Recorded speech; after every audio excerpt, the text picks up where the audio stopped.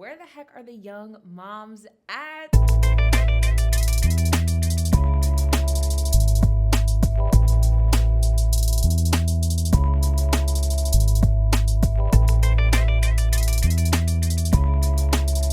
Oh my gosh, welcome to the second episode of the Young Moms Podcast. I'm your host, Kaelyn Alexandria, and today we are diving into how to create your perfect birth team.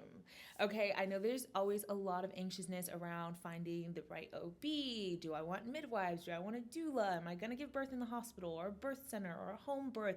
There's so many options in today's age for moms and pregnant people to consider and to think about.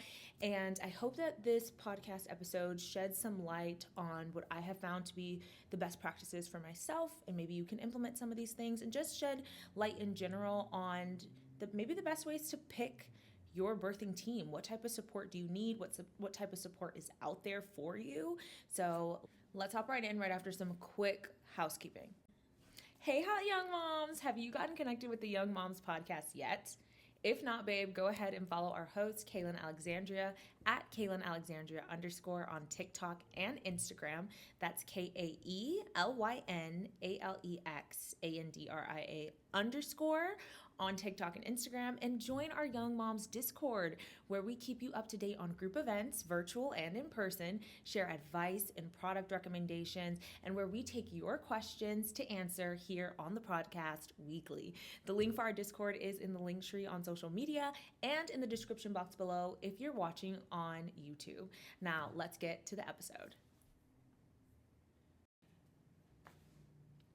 Picking the right care team is essential to having a happy, healthy, amazing birth that I feel like you're going to genuinely enjoy and genuinely look back on and be like, yes, that's exactly what I wanted. And of course, we can't control like every outcome, but we can plan for the best.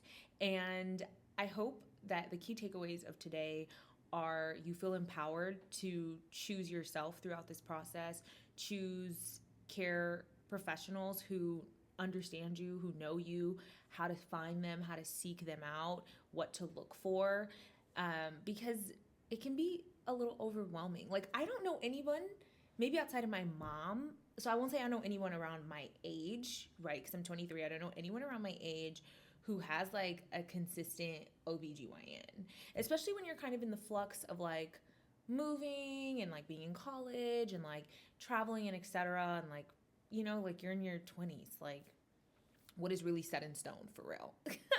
And I don't know anyone that has like a consistent OB that they go to. And I feel like most hospitals, I know for me, like when I make an appointment, especially for an OB, like if it's not a physical with my like assigned physician, and I need like a specialty appointment with the OB, it's always someone new. And so I really didn't know like how to find an OB, how to like pick an OB.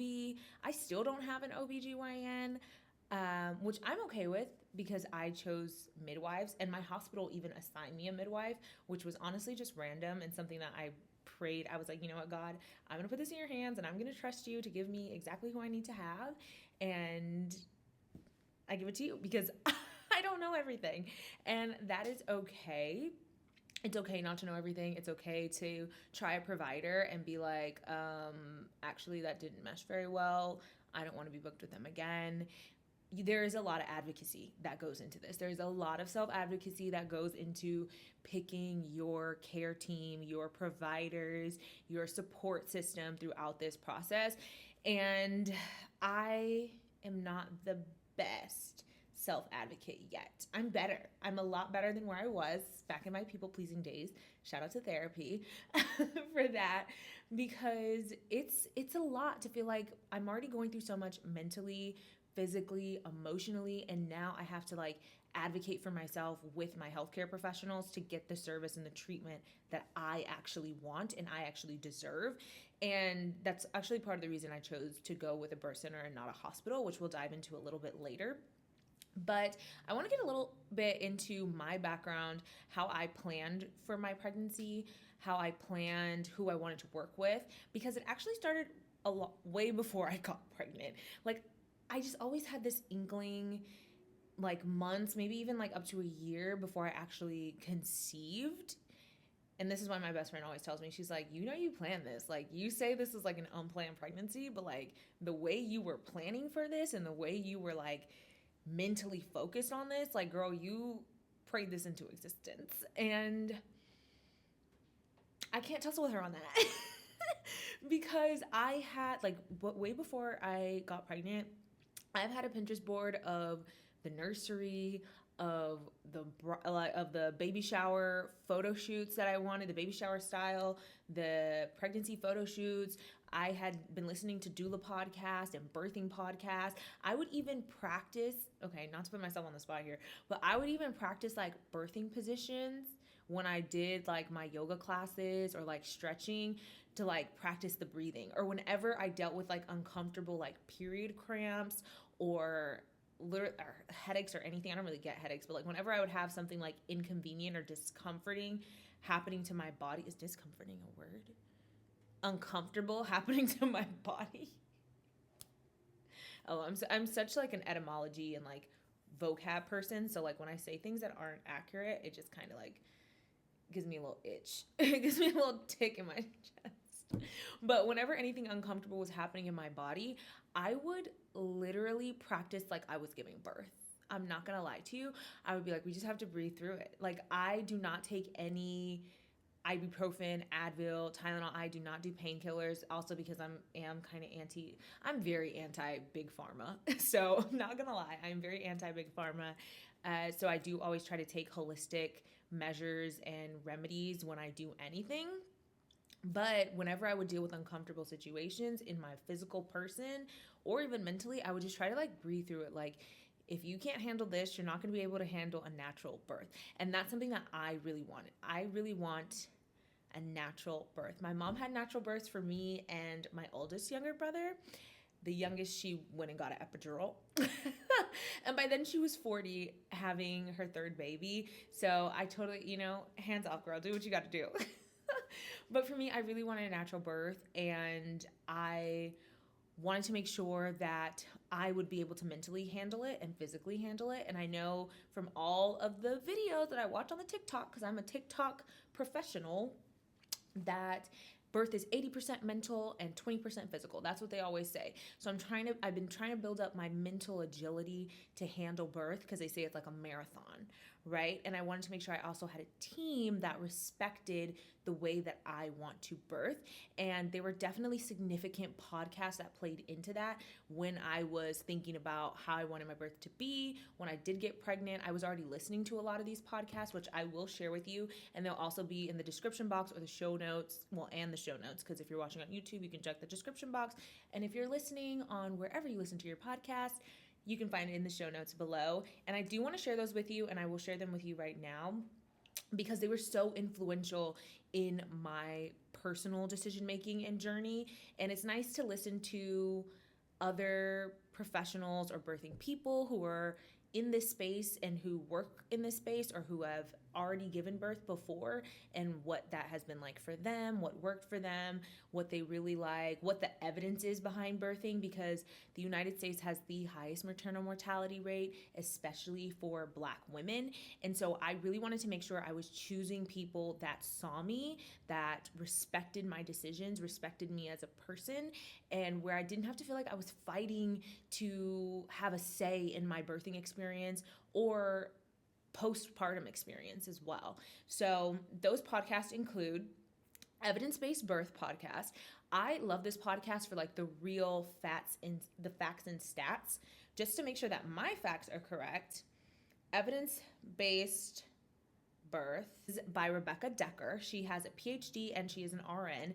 And so she really focuses on the research of birth. She focuses on the studies that have been done, what the actual data and numbers, the qualitative and quantitative data have to say about birthing, whether that's water birthing, whether that's about unmedicated hospital birth. I'm just reading off some of her episodes. Blood types, RH incompatibility in pregnancy, importance of bilingual doula care, advocacy in the hospitals, treatment for impacts for fertility, pregnancy, and birth. So anything you want research data wise to know the hardcore facts that are going to ease any anxious mind, I would definitely recommend Evidence Based Birth podcast. Another podcast that was super influential in my personal decision making was All About Pregnancy and Birth with Dr. Nicole Rankins. I really wanted to find a podcast with an OB and with a medical professional who was a Black woman in the birthing space, and that is Dr. Nicole Rankins. She is absolutely amazing. She has so many episodes, 278 to be exact, going over birth stories, going over specifically hospital OB-based births. That's the majority of her content. So if you are planning to have a hospital birth and meet with an OB consistently, she has outlaid so many amazing episodes on how to handle births in a hospital and working with an OB specifically, like low intervention hopes with high intervention realities, talking about miscarriage, eating and drinking in labor. She also has mini episodes on like VBACs and NICU care, all of those little things that I feel like sometimes we don't want to focus on. Not to say they aren't discussed, but I feel like those aren't really things you want to center your mind on when you're pregnant. You don't want to think about the worst case scenarios. I always try to personally focus on like what the best possible outcome is and put all my effort and energy and attention and focus and care into the best case scenario, because God willing, that will be the case. And that's what I'm praying for. And that's what I'm focusing my mind on. And I'm a huge believer that if you can see it in your mind, it most definitely can be yours. Like if you can visualize it, pray on it, like sit with God on it, you're good. You know what I mean? And of course, there are things that are out of our control, which we do have to account for as we build out a birth plan, which will be in a following episode. We will talk about birth plans and like how to put them together. And I feel like this is a great starting point of understanding who you want on your team. So one of my fave podcasts, love it. Definitely have to check out All About Pregnancy and Birth. And then the last one, which truly has my heart, and if you do want a doula, this is a perfect podcast for you, Dear Doula, by Brandy Jordan. And she is a doula and also a mom, and she talks about intimacy after childbirth and safer childbirth practices and how a doula can support you, the difference between a doula and a midwife, which we'll talk about a little bit today, and if you even want a doula, and how the doula is really there to support the mom and to help mom really accommodate and acclimate to motherhood post-birth or pre-birth and help you through your birthing journey. If you want a birthing doula or a postpartum doula, I know I'm personally doing postpartum because I have 3 midwives currently. So everybody's different, and I do hope that you find these podcasts helpful, that you can find episodes that relate to you, that you're interested in, that you really love, because they have been so influential in helping me understand data behind birthing experiences, helping me understand what my OB or midwife is actually supposed to do, and the best ways that I can prepare myself to have my desired birth story. I know I'm not the only pregnant girly who feels like they are not getting enough hydration on a day-to-day basis. I know it's something that my midwives have spoken to me about before. Increasing my water intake is something my mom is always talking to me about all day, every day. Do you drink enough water? Are you getting enough hydration? You're going to need water. And I'm like, okay, I'm trying really hard. And one of the gifts that my mom gave me has been coming in clutch. It is this amazing water bottle that allows you to track your pregnancy. Literally, you can sticker out each week that you're pregnant. Right now, I am 18 weeks, almost 19, so my baby is the size of a sweet potato, and then it will be a mango. I really don't understand how they decide the fruits for this. Even when I look online, or like I get email notifications from like baby companies, and they're like, oh, you're on week 15, your baby's the size of a so-and-so. How did you guys decide that? Because I feel like sweet potatoes are bigger than mangoes. And I feel like peaches are bigger than lemons, but peach is 13 weeks and lemons are 14 weeks. I don't know how they decide this stuff. I don't know what the process was behind that.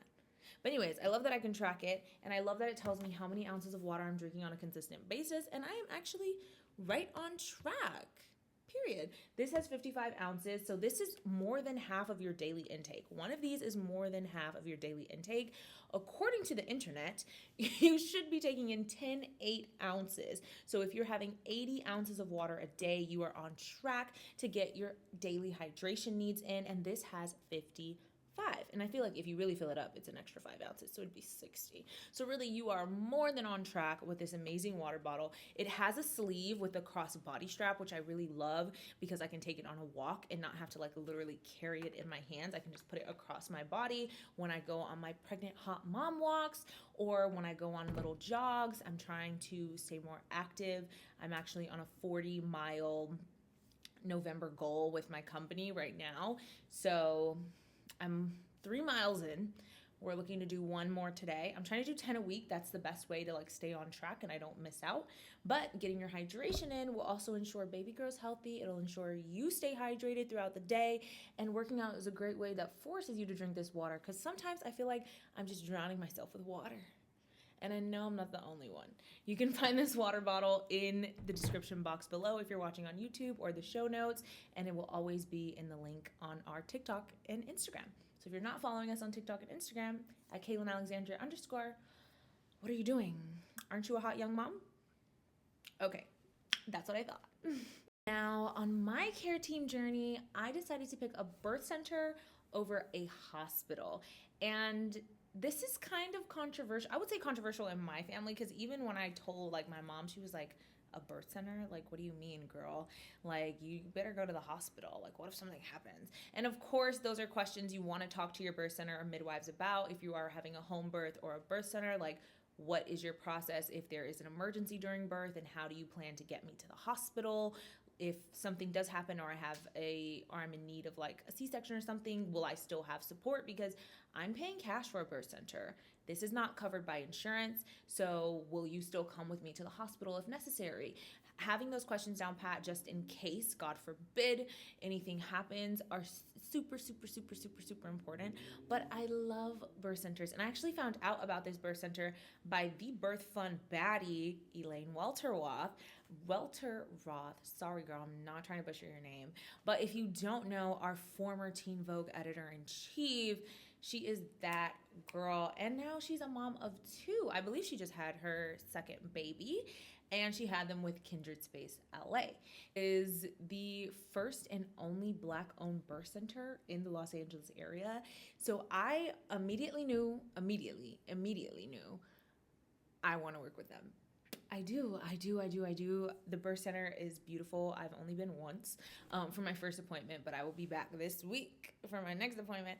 And I'm really excited. The midwives are amazing. They have online calls and consultations that you can go to, like small group consultations. I believe it's every Tuesday where you can just kind of talk with them, learn more about their different offerings and services. They have like small group services if you cannot do the full like birth center package that also comes at a more affordable rate depending on where you are financially. They also have home birth options, so you have a wide range. I chose a birth center over a hospital because honestly, after hearing so many birth stories and actually knowing the statistics behind Black maternal birthing experiences, I just knew I didn't want to give birth in a hospital. And my sister really encouraged me to. But I feel like because my sister is mixed race and I am not mixed race, like I think that directly impacts your experience. And so it was something that I heard and registered, but I just knew for myself, for me to feel like completely safe and trusting my staff and care members, I knew I needed 1, a team of Black women, and I knew I needed 2, a birth center, because I feel like a birth center would provide me the space to have the birth of my dreams and the birth of my goals, where I didn't feel like I had to fight someone to respect my wishes of not being induced and receiving Pitocin or not getting an epidural. I feel like I wouldn't be pressured, and I haven't been pressured to do anything that I'm not comfortable with or that I don't care about. And it relates me right back to an issue that I had recently with my midwife from the hospital. So my hospital just assigned me a midwife, which was such a weird process. When I found out I was pregnant, I was like, okay, I need, care. I'm going to need ultrasounds. I'm going to need like genetic testing, blood test, etc.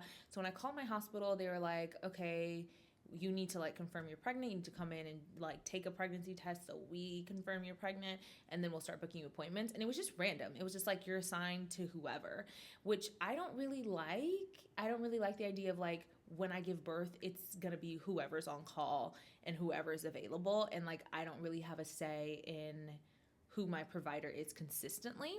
I have, for the most part, had the same provider, except for like maybe one visit. But these upcoming visits that I will have at the hospital, the same provider is not available, which I don't love. I don't love the fact that I'm not building that consistent rapport with one person throughout my pregnancy. That makes me feel safe and like taken care of and nurtured throughout the process.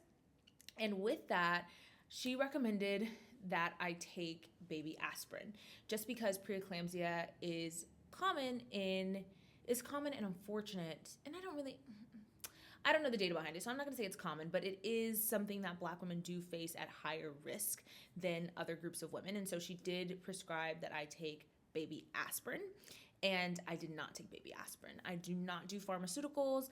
I do not do painkillers of any kind. And of course, it's not for painkillers. It is to help prevent high blood pressure and inflammation that can cause preeclampsia and be a symptom of preeclampsia. But I was not interested in taking baby aspirin, especially because a lot of whatever drugs and whatever supplements I take in my body, I'm giving to my baby. So not a huge fan of, and which is also why like I didn't want a medicated birth.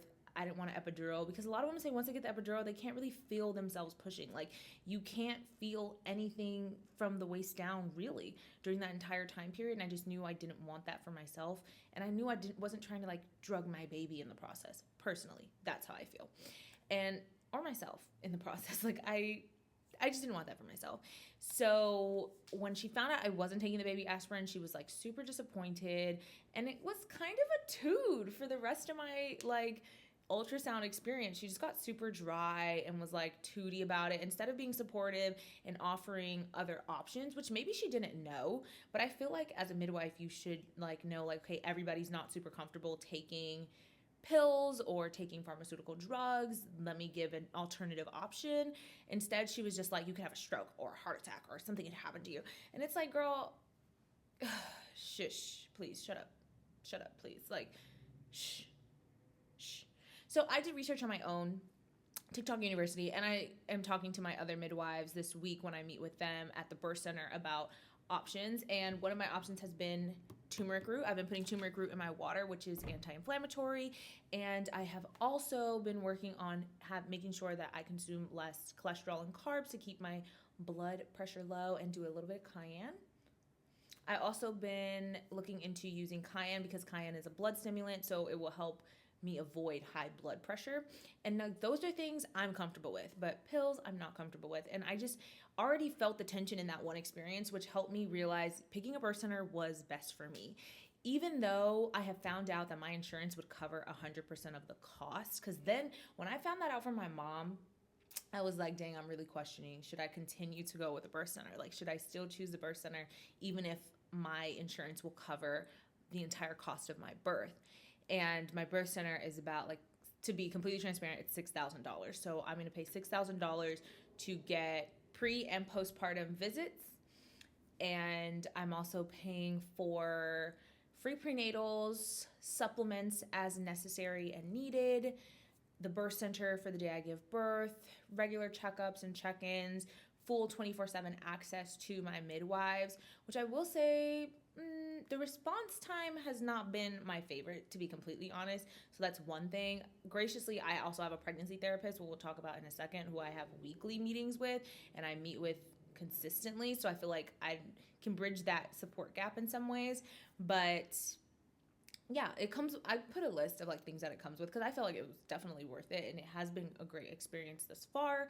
So there are things that you have to weigh. Like, if your insurance is going to cover the pregnancy in the hospital, but not a birth center or a home birth, those are also like financial decisions that you have to weigh. Fortunately, and by the grace of God, I can cover that cash transaction for me to have birth at the birth center. But the amount of support and like care and relationship that I get to build with the midwives at the birth center has just been stronger and has just been better for me, which is why I'm really happy with my choice to go with the birth center and not the hospital. Now, everyone's case is going to be different. You may be like, no, I'm going to go in the hospital. It makes me feel safer. And I love that for you. As long as you feel safe and you feel supported and you feel cared for in that environment, that is where you should be. 100% that is where you should be. Some women want to have a C-section, and obviously you're going to do that at a hospital. You're not going to do that at the birth center or at home. So that is also something to consider, the type of pregnancy you want to have, the type of birthing experience you want to have. Some women are like, girl, put the epidural and the Pitocin in me and call it a day because I don't want to feel anything. And I respect that as well because I hear it's not a walk in the park. I don't know yet, but I'm trying a lot of things to help reduce pain and make this a seamless, easy, beautiful, loving process as it can be. So kudos to anybody choosing to go through motherhood and the birthing experience because I know that it is not the easiest of roads to walk on. So something to consider when picking your care team is where you want to give birth, what options do they have there, and how can I pick someone there who can support me personally. Now, I got to know the midwives through consultation calls and then having a one-on-one phone call with the head midwife and like the head owner when I came on. It's actually co-owned, so one of the co-owners, when I came on and was like, hey, I would really like to move forward with this, we got on a call, my husband and I, and we were able to talk to her and we were like, yeah, this is great. We love the vibes. Like, this is going to be really cool. And that's how we made that decision. But I already knew in the back of my head I wanted to give birth at a birth center. They have a full kitchen. They have a bed. They have a tub. They have showers. Like, I knew the type of experience I wanted, especially a water birth. And I knew that I could get that experience there. If you don't want that type of experience, or you're like, I want to give birth in nature, then girl, find a midwife who will go with you out in the backyard or somewhere that is not public, because we don't want you to get caught up in these streets with the police for nudity and indecency in public, and make it happen. Make it happen. Visualize how you see your birth going. Visualize what kind of people you want around you, what kind of family support you want around you, what you may need and not need. I know doulas and midwives, like, what is a doula? What is a midwife? Do I need a doula? Do I need a midwife? And it's totally up to you. So midwives are legal and legally mandated birthing professionals. They can take care of medical needs during a pregnancy or birth outside of a hospital. They are licensed to deliver your baby, whereas a doula is more maternal support. The doula is going to be there for you during the birth and pre-birth to help you get in the right mental state, emotional state, physical state for your pregnancy. Or if you have a postpartum doula, from what I've done in my research and what I've been looking for specifically because I want a postpartum doula, is someone who can come overnight and help me with latching, help me breastfeed in the middle of the night, who can do some light baby cleaning around the house. Like, hey, I need the bottles clean. I really don't want to bottle feed, but my mom and my husband keep telling me, Kaelyn, everything's not going to go the way you want. But everything always goes how I want. I'm God's daughter. So talk to Jesus about it. Talk to Jesus about it. Because I really want to breastfeed for like a year, like boob to mouth. I really don't want to, well, I will pump just because I want to get that colostrum pre-pregnancy, like not pre-pregnancy, pre-birth. I want to start collecting the colostrum, and my insurance comes with a free birth pump. So I was like, yeah, let's do that. But I don't really want to pump consistently. I really want mouth to boob. That's gonna make me feel like, I hate to say it, but it's gonna make me feel like a role model. It's gonna make me feel like, yes, this is what I want out of my birthing experience and out of my motherhood experience. Now, I'll take 6 months. I know I stopped at 3 months because I started teething and my mom was like, you started biting my nipples. And I was like, you're done. I'm going to pump and you're going to get a bottle. And I respect that. I do. And I don't know what the process would look like, but my dreams are telling me, my desires are telling me 1 year mouth to breast. And I like that. I like that dream and that desire, and I'm going to focus on that. That's going to be my goal. But I will take 6 months. Jesus, I will take 6 months. What was I talking about? That's a great question. Doulas and midwives. So yeah, doulas will help you with lactation consulting. They can really assist you. The postpartum doula can really assist with like little things around the house. If you have them in the daytime and not overnight, they can assist with visitors and like helping mom keep those boundaries that she's setting. Like, hey, I only want visitors from 12 to 2. So if anybody shows up any other time, like, please escort them out. Tell them, like, don't be here. They can also make sure you have, like, the mental checks that you need. How are you handling postpartum experience? How are you handling the baby blues? And they can refer you to professionals, I believe. So I would love to get a doula on here, like a postpartum doula. I'm really looking for a postpartum doula who can also do massage therapy. So if you are someone you know is in the Los Angeles area and is a postpartum doula, hit me up.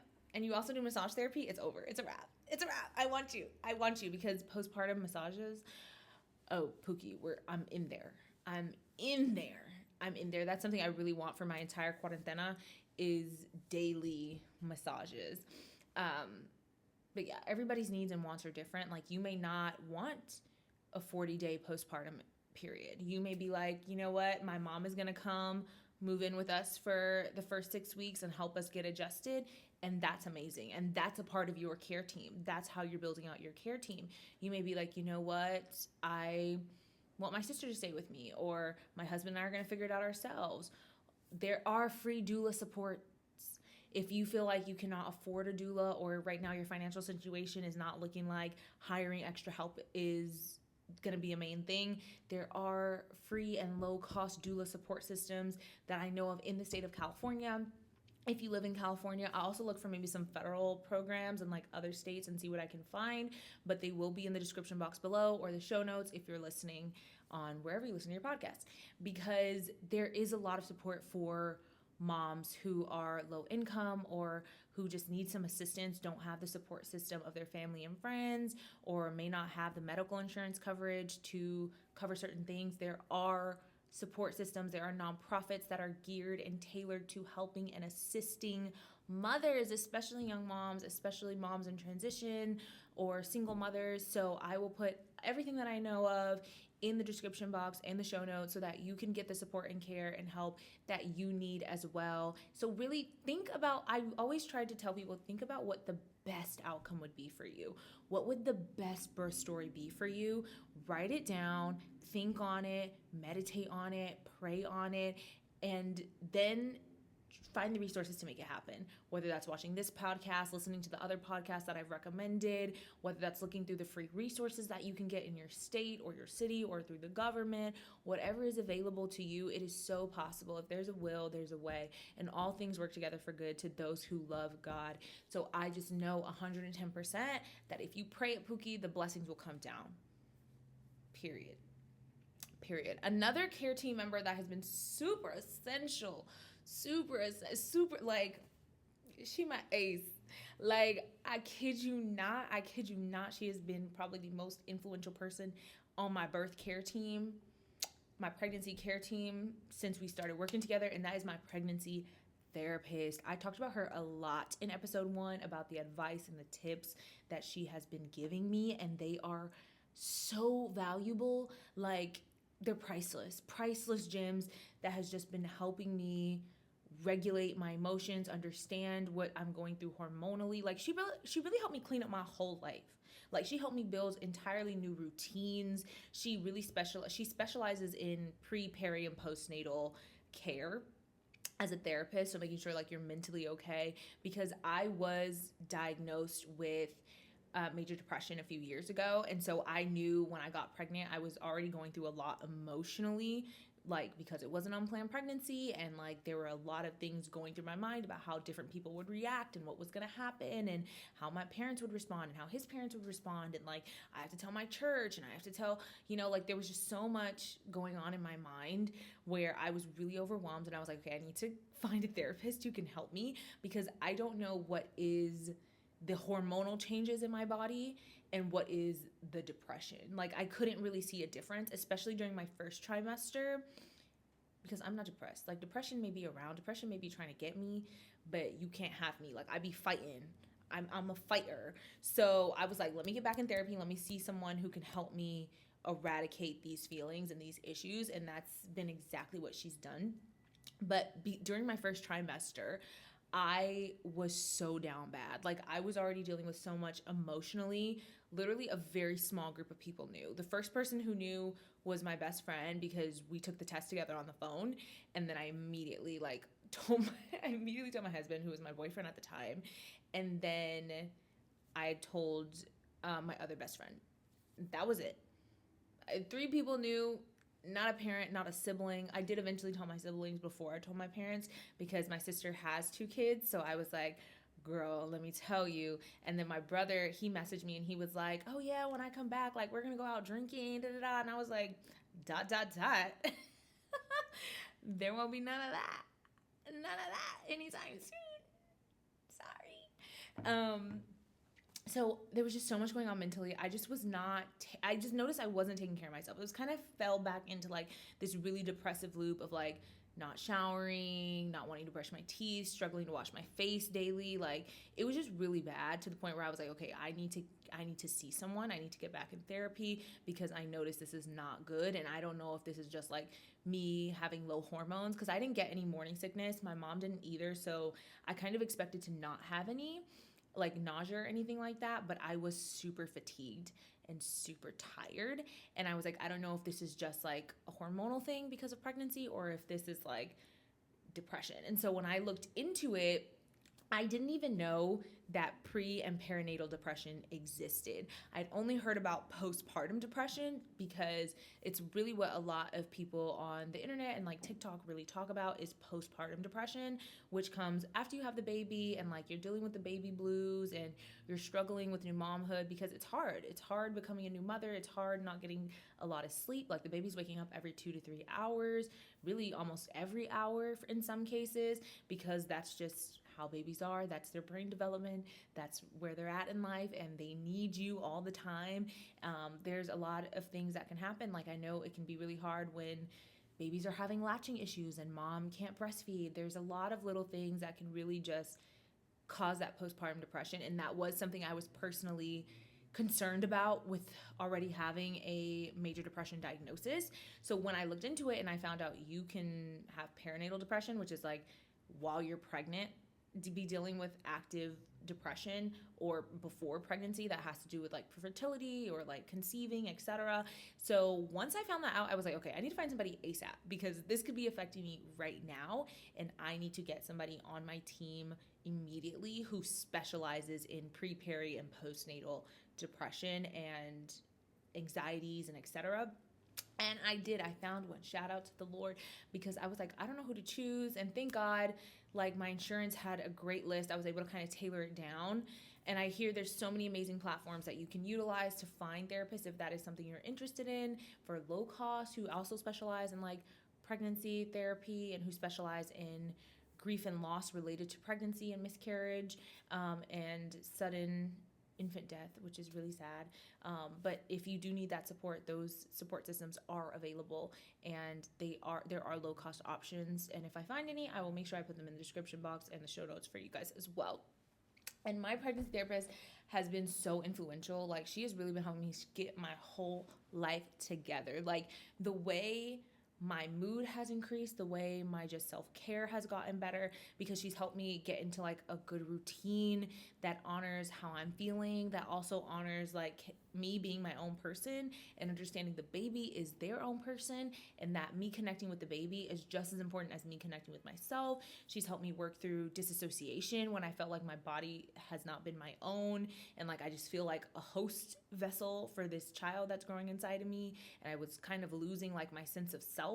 And she really helped me develop techniques that grounded me and helped me establish like, no, I'm a person and I am experiencing this really beautiful process, and my feelings are valid. Like it's totally valid to feel like you're not being yourself. So what are ways that I'm becoming someone new?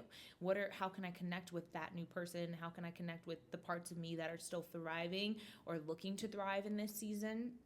And it has just been the most life-changing experience I've ever had. I feel like if you can have a pregnancy therapist, just someone that you can talk to on a weekly basis, who you can just be like, girl, this is what happened to me this week, or like, this is what's going on, or like, how do I tell this person, or I'm worried about this, because there's always little things that kind of come up, like telling family members or telling friends or setting boundaries. Setting boundaries is like the biggest thing we talk about all the time, because everybody wants to put their 2 cents in when you're pregnant. Everybody wants to tell you the best way to give birth, the best products, the best this, the best that, you need to do this.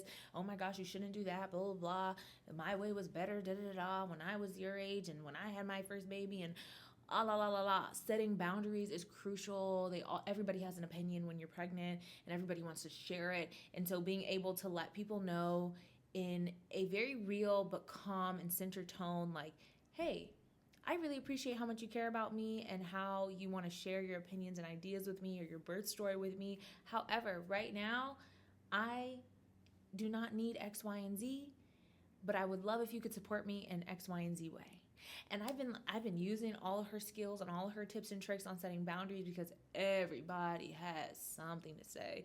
Everybody has something to share. Sometimes I just have to let things like roll off my back. And sometimes it's not difficult. Everybody does not take you being pregnant as the most amazing thing in the world, unfortunately.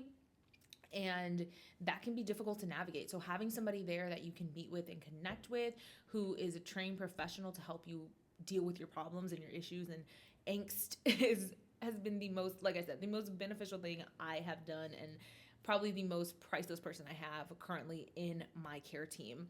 Outside of the professionals, we have our families and we have our friends. And I truly, truly hope, and I always pray that every birthing person, every pregnant woman has some family or some friends in their support system that they can lean on, because I know not everybody reacts the way you think they will. Not everybody is happy for you in the way we hope, especially when it comes to unplanned pregnancies, especially when it comes to getting pregnant young. Everybody has their own expectations of you. They have their own expectations of where you should be in life when this happens and what you should have when this happens. And we have that for ourselves. And it's already enough to deal with my own expectations and my own goals on top of my mom's and on top of my dad's and on top of Auntie Angie. You know what I mean? Like, there's already so much going on. And one thing I've been really grateful for is the support, surprisingly, from my mom, because I definitely was not expecting her to be like this supportive and like open to like and ready to be a grandma. But she has been, which has been really amazing and really heartwarming for me. And I really think it's molded and helped strengthen our relationship with each other, which has been really beautiful. If you don't have family, I would say try to lean on your friends if possible. And I know that can also be tough, but even having one person in your corner, if it's your partner, if it's your friend, if it's finding one of the hot young moms in the Discord chat that you can constantly talk to and be like, hey girl, like today has been a rough day, because going to work and commuting is a lot. Okay, I would cry on my commute to work almost every single day during my first trimester. Like, it was so much. I was so tired, and I didn't have really anyone to talk to at the time because no one really knew and nobody really understood, right? Like, I don't have any pregnant/mom friends yet. So join the community so we can be friends, so I don't feel so alone. Okay, and knowing that if I would have had somebody there who I could just be like, girl, is this normal? Like, I don't want to go to work. I'm tired. I'm exhausted. I don't feel good. Like, join the Discord and talk to people and get connected. Get connected with me. Reach out to me. I'm more than happy to be your support system.